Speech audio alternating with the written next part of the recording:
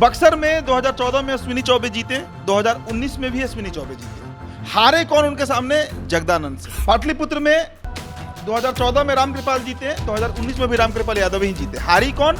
मीसा भारती। और जॉर्ज फर्नांडिस उसमें मुजफ्फरपुर से चुनाव लड़ रहे थे और उन्होंने यही बयान दिया था कि लालू को मैं जेल भेज दूंगा। और उसका रिपरकर्शन ऐसा हुआ कि बिहार के सारे सीट जो यादव बाहुल हैं, जहां पर यादव कम भी थे, वो सारा वोट कंसोलिडेट हो गया 2004 में जॉर्ज फर्नांडिस के उस बयान पर, जिसमें उन्होंने कहा था कि मैं लालू को जेल भेज दूंगा। और वही बयान 2024 में नरेंद्र मोदी रिपीट कर दिया आकर काराकाट में। इससे क्या होगा कि अब जो यादव वोट कंसोलिडेट होता था, टूटता था ददन पहलवान के पक्ष में, वो नहीं होने जा रहा है। मिल जाएगा 5-10% वोट ददन पहलवान को भी मिल जाएगा यादवों का, लेकिन जो 25%, 30%, 40% वोट काट लेते थे, वो वोट इस बार नहीं कटने जा रहा है बक्सर में। वो सारा का सारा वोट पड़ेगा सुधाकर सिंह को। इसलिए मैं कह रहा हूं कि बीजेपी के लिए डबल खतरे की घंटी है। एक तो यादवों के वोटों का ध्रुवीकरण हुआ बक्सर में, ददन पहलवान को नहीं बल्कि सुधाकर को वोट देना है। और दूसरा IPS आनंद मिश्रा, जो कम से कम 75,000 से 1 लाख के बीच वोट काटेंगे इस बार, इनका मिथिलेश तिवारी का। रंजन यादव को लालू ने सुलह करके बुलाया, अपने पार्टी में ज्वाइन कराया, इसलिए कि रंजन यादव का एक बड़ा प्रभाव है वहां के यादवों पर। रीतराज यादव इस बार मौजूद हैं, 19 में नहीं थे, और भाई वीरेंद्र तो हैं। तो पूरा यादव समाज जो है, पूरा यादवों का गोलबंदी पाटलिपुत्र में इस तरीके से लालू ने कर दिया। और लालू से बड़ा तो काम नरेंद्र मोदी करके चले गए कि उन्होंने कह दिया कि लालू को मैं जेल भेज दूंगा। वो यादवों को एक करने में सक्षम है, वो बयान। इसके चलते आज पाटलिपुत्र हो या बक्सर हो, दोनों सीट फंस गया है। करंट अकाउंट के चक्कर में कोई भी यादव अपना सेविंग अकाउंट डैमेज नहीं करेगा। बिहार में मोहन यादव की क्या रोल है? बिहार में तो लालू यादव है, इसलिए वो कोई फैक्टर नहीं बनने जा रहा है। 2024 का लोकसभा चुनाव अब अंतिम दौर में है। 7वें चरण का चुनाव 1 जून को होने जा रहा है। देखिए, बिहार की 40 लोकसभा सीटों पर सबकी नज़रें हैं। यूँ कहें तो बिहार का 40 लोकसभा सीट हॉट सीट बना हुआ है, लेकिन कुछ सीटें ऐसी हैं जिस पर जनता जानना चाहती है कि इस सीट से कौन बाजी मारेगा। देखिए, उन सीटों में 7वें चरण के चुनाव जो होने जा रहे हैं, उस 7वें चरण के चुनाव में बक्सर सीट भी है, पाटलिपुत्र सीट भी है। इन दोनों सीटों पर आज हम विश्लेषण करने बैठे हैं। बक्सर में स्थानीय बाहरी का मुद्दा उठता रहा, तो वहीं पर पाटलिपुत्र लोकसभा क्षेत्र की बात की जाए, लोकसभा सीट की बात की जाए, तो लालू प्रसाद यादव, यूँ कहें तो लालू प्रसाद यादव के लिए कहीं ना कहीं नाक का सवाल है। उनकी बेटी मीसा भारती इस बार फिर से चुनाव में है, अगर हारेंगी तो हारने का हैट्रिक पूरा करेगी। सबसे पहले बक्सर सीट पर मेरे सहयोगी उदित तारण मौजूद हैं, तो बक्सर सीट पर बात कर लिया जाए। बक्सर क्या कुछ कहेंगे? स्थानीय बाहरी का मुद्दा उठता रहा, स्थानीय सांसद अश्विनी कुमार चौबे अभी तक नाराज हैं, मोदी जी पहुंचे, चौबे जी नहीं दिखे, क्या कुछ लग रहा है? अभी का समीकरण क्या कुछ कह रहा है? मोदी जी पहुंचे हैं तो क्या माहौल बदला है? मिथिलेश तिवारी के पक्ष में वोट जाएगा? देखिए, हम कलेक्टिव रूप से बात करेंगे इन दो सीटों का। आप दो सीट पर चर्चा कर रहे हैं ना, पाटलिपुत्र और बक्सर। सबसे पहले शुभम ये बात पकड़िए कि 2014 और 2019 में बक्सर और ये सीट पाटलिपुत्र क्यों एनडीए निकाल ली, और दोनों सीट पर बीजेपी ही लड़ी है, कोई जेडीयू लड़ नहीं रही है, बीजेपी ही लड़ रही है। बक्सर में 2014 में अश्विनी चौबे जीते, 2019 में भी अश्विनी चौबे जीते। हारे कौन उनके सामने? जगदानंद सिंह। पाटलिपुत्र में 2014 में रामकृपाल जीते, 2019 में भी रामकृपाल यादव ही जीते। हारी कौन? मीसा भारती। एकदम सिंपल समझिएगा इस बात को, और एकदम क्लियर है, वो समीकरण बता रहा है कि क्यों हारते हैं। बक्सर में जब जब ददन पहलवान उतरे हैं चुनाव लड़ने के लिए, तब तब वो 1 लाख 1.5 लाख, पिछला बार तो 1,80,000 वोट काट के ले गए थे।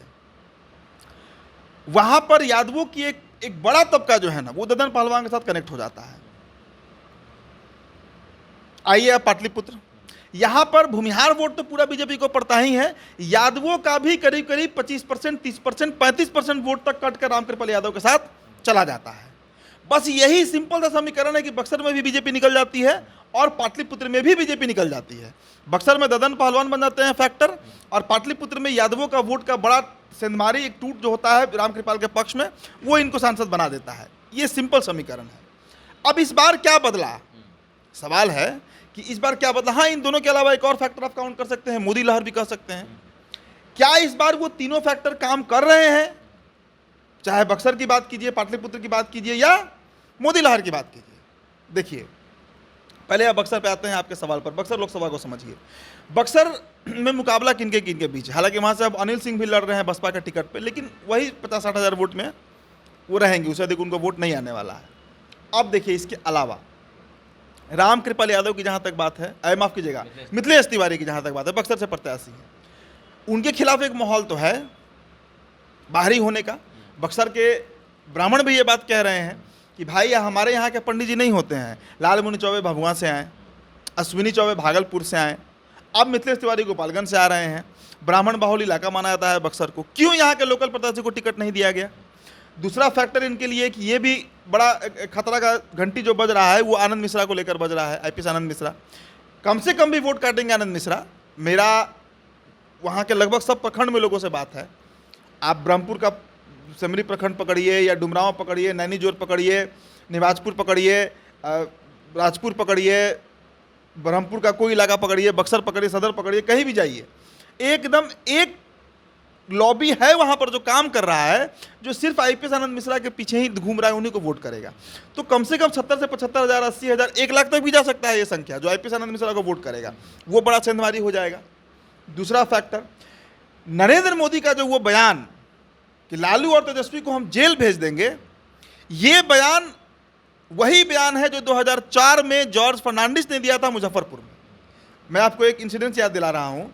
साल 2004 का लोकसभा चुनाव चल रहा था और जॉर्ज फर्नांडिस उस समय मुजफ्फरपुर से चुनाव लड़ रहे थे और उन्होंने यही बयान दिया था कि लालू को मैं जेल भेज दूंगा।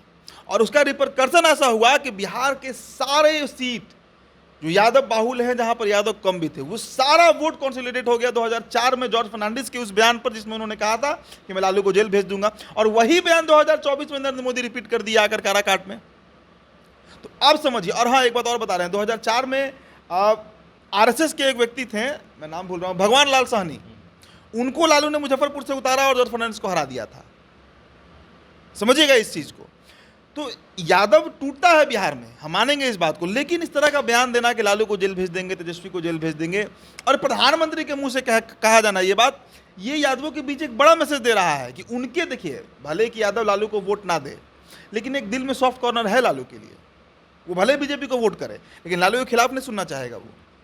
वो वोट का गोलबंदी इस बार डुमरांव में भी हो रहा है, बक्सर में भी हो रहा है, ब्रह्मपुर में भी हो रहा है और रामगढ़ में भी हो रहा है, जो 4 विधानसभा, दिनारा में भी हो रहा है, दिनारा भी पड़ता है विधानसभा बक्सर के तहत।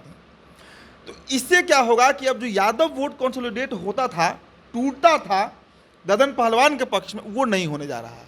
मिल जाएगा 5-10% वोट ददन पहलवान को भी मिल जाएगा यादवों का, लेकिन जो 25%, 30%, 40% वोट काट लेते थे, वो वोट इस बार नहीं कटने जा रहा है बक्सर में।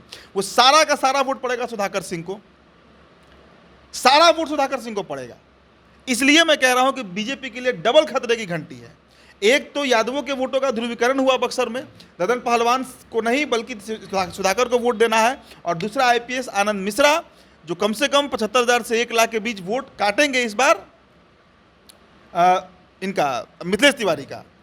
और पाटलिपुत्र, अब समझ लीजिए, पाटलिपुत्र में रामकृपाल का मैंने फैक्टर बताया कि यादव वोट में सेंधमारी वो कर लेते हैं, इसमें कहीं दो राय नहीं है। उनका एक अपना छवि है इस तरह का रामकृपाल का कि 25%, 30%, 40% तक वोट काट लेते हैं, लेकिन इस बार वो वोट काटने में सक्षम नहीं हो पाएंगे। एक और फैक्टर मैं जोड़ना चाहूंगा, रंजन यादव वहां के बड़ा मजबूत नेता माने जाते हैं। रंजन यादव को लालू ने सुलह करके बुलाया, अपने पार्टी में ज्वाइन कराया, इसलिए कि रंजन यादव का एक बड़ा प्रभाव है वहां के यादवों पर। रीतलाल यादव इस बार मौजूद हैं, 19 में नहीं थे, और भाई वीरेंद्र तो हैं ही। तो पूरा यादव समाज जो है, पूरा यादवों का गोलबंदी पाटलिपुत्र में इस तरीके से लालू ने कर दिया, और लालू से बड़ा तो काम नरेंद्र मोदी करके चले गए कि उन्होंने कह दिया कि लालू को मैं जेल भेज दूंगा। वो यादवों को एक करने में सक्षम है, वो बयान, जिसके चलते आज पाटलिपुत्र हो या बक्सर हो, दोनों सीट फंस गया है। इसके अलावा छोटी सी चर्चा जहानाबाद पर भी कर ही लेते हैं, 1 मिनट। जहानाबाद में भी बड़ा मारक हो गया। जहानाबाद के भी भूमिहार शुभम टूटते थे कुछ हद तक, जो इस बार नहीं टूटेंगे। मैंने कहा ना कि 2004 में जिस गलती ने जॉर्ज फर्नांडिस को डुबाया, बिहार में एनडीए को डुबाया, वही गलती इस बार फिर नरेंद्र मोदी कर दिए, जो उन्होंने कह दिया कि लालू और तेजस्वी को हम जेल भेज देंगे।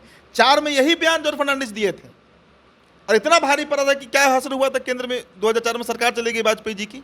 तो बड़ा खेल इस बार बिहार में यादव करने जा रहे हैं 7वें चरण में, चाहे पाटलिपुत्र की बात कीजिए, जहानाबाद की बात कीजिए या बक्सर की बात कीजिए। अच्छा, बक्सर में एक और चीज़ है, मोदी पहुंचे, ब्राह्मण बहुल सीट कहा जाता है, पंडितों का जगह कहा जाता है बक्सर। एक बात बता दे रहे हैं बक्सर के बारे में। पहले बक्सर यादव बाहुल इलाका है, पहले नंबर पे वहाँ यादव है, दूसरे नंबर पे वहाँ कुशवाहा है, तीसरे नंबर पे ब्राह्मण है। सवाल ये था कि जो ब्राह्मण नाराज हैं, मोदी जी बोले कि राम मंदिर बना दिए, प्रभु श्री राम के गुरु का भूमि है बक्सर, तो राम मंदिर कितना प्रभावी होगा बक्सर में? क्या जो ब्राह्मण नाराज हैं वो राम मंदिर के नाम पर वोट करेंगे? देखिए, अगर ब्राह्मण आनंद मिश्रा माफ कीजिएगा, राम मंदिर से अगर ब्राह्मण को प्रभावित ही होना होता तो सिर्फ बक्सर ऐसा नहीं कि बक्सर ही में ब्राह्मण है जो राम मंदिर से कनेक्टेड है। गोपालगंज के भी पंडित जी कनेक्टेड है, शिवहर के पंडित जी भी कनेक्टेड होंगे, और शिवहर छोड़िए ना, तमिलनाडु का भी ब्राह्मण कनेक्टेड होगा राम मंदिर से। राम मंदिर से तो पूरा ब्राह्मण समाज में कनेक्टेड होगा, लेकिन उसका वोट पर असर नहीं पड़ रहा है इस बार। राम मंदिर इज नॉट अ एजेंडा, अगर उसको बिहार के रेफरेंस में हम समझे तो वो कोई बड़ा मुद्दा नहीं है, समझिए, कोई बहुत रिलेक्टेंट मुद्दा नहीं है राम मंदिर बिहार में। बिहार में दूसरे, देखिए, बिहार में छोटे छोटे मुद्दों पर चुनाव होता है। आप हर लोकसभा जाइए, वहाँ मुद्दा बदल जाता है। 2019 एक इकलौता चुनाव था जहाँ पे एक मुद्दे पर वोट पड़ा था, पाकिस्तान को हराना है, सर्जिकल स्ट्राइक हुआ, इन मुद्दों पर वहाँ वोटिंग हो रहा था, लेकिन वो गुणागणित इस बार नहीं है। इसीलिए मैं कह रहा हूँ कि यादव इस बार खेल करेंगे 7वें चरण में, आप देखिएगा।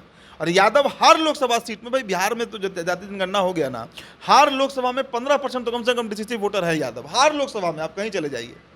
अच्छा, कल मोहन यादव एमपी के मुख्यमंत्री पहुंचे हुए थे कल मध्य प्रदेश से करीब 7 यादव नेता आए थे, उनकी पूरी सूची आई थी। कोई फर्क नहीं पड़ने वाला है। कोई भी इंसान, एक बार जान लीजिए, अपने डर है जो मोहन यादव जैसे करंट अकाउंट के चक्कर में अपना सेविंग अकाउंट को डैमेज नहीं करेगा, जान लीजिए। करंट अकाउंट के चक्कर में कोई भी यादव अपना सेविंग अकाउंट डैमेज नहीं करेगा। बिहार में मोहन यादव की क्या रोल है? बिहार में तो लालू यादव है, इसलिए वो कोई फैक्टर नहीं बनने जा रहा है। चलिए, तो देख सकते हैं कि एनडीए की कितनी टेंशन है, भाजपा को कितनी चिंता है। जो मोहन यादव भी जो है बक्सर पहुंच रहे हैं, माफ़ कीजिएगा, पाटलिपुत्र पहुंच रहे हैं, और वहां पर चुनावी जनसभा करना पड़ रहा है मोहन यादव को। तमाम यादवों के नेता बैठे हुए मंच पर, कल की तस्वीर जो सामने आई थी, तो कहीं ना कहीं चिंता है। जो लालू प्रसाद और तेजस्वी यादव को लेकर जो नरेंद्र मोदी ने बयान दिया, उन्होंने कहा कि चुनाव के खत्म होते ही लालू और तेजस्वी जो हैं वह जेल में दिखेंगे। तो इस बयान का जो है कितना प्रभाव पड़ता है जनता के बीच, और ये भी कहा जा रहा है कि इस बयान का 3 जगहों पर असर पड़ सकता है, चाहे वो बक्सर हो, जहानाबाद हो या फिर पाटलिपुत्र हो। तो तीनों सीट जो है उस पर सबकी नज़रें हैं। यादव वोटर जो भाजपा को वोट करना चाह रहे थे, जो पाटलिपुत्र के वोटर थे, वो भी अब शायद नाराज हो गए हैं और अब आरजेडी को वोट करेंगे, यानी कि पाटलिपुत्र की प्रत्याशी मीसा भारती को वोट कर सकते हैं। तो पाटलिपुत्र में लालू प्रसाद यादव भी कभी हारे थे, तो मीसा भारती भी 2 बार से लगातार हार रही हैं, और रामकृपाल यादव जो हैं 2 बार से लगातार जीत रहे हैं। अगर रामकृपाल यादव जीतते हैं तो जीत का हैट्रिक पूरा करेंगे, और अगर मीसा भारती हारती हैं तो हार का जो है हैट्रिक मीसा भारती पूरा कर सकती हैं। तो देखने वाली बात है कि यादव जो है वो किस तरफ जाते हैं, वो बयान जो है मोदी का वो कितना प्रभाव डालता है। आपकी क्या राय है, अभी हमारे साथ साझा कर सकते हैं। धन्यवाद।